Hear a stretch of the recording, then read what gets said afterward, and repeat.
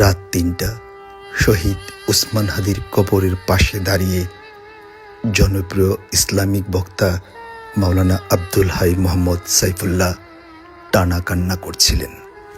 তার কান্না যেন কিছুতেই থামছিল না।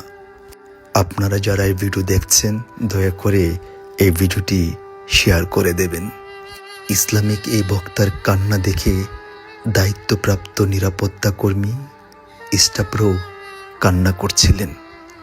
তিনির সঙ্গে পাশে থাকা সাধারণ মানুষও তিনির সঙ্গে দুহাত তুললেন রবের দরবারে। শহীদ উসমান হাদির সমাধির পাশে এরকম দৃশ্য সকাল বিকাল মধ্যরাত ভোররাত পর্যন্ত চোখে পড়ছে। এরকম ভালোবাসা গজ কিংবা ফিতা দিয়ে মাপা কখনো সম্ভব নয়। এমন ভালোবাসা কেবল ভালোবাসা দিয়ে মাপা সম্ভব।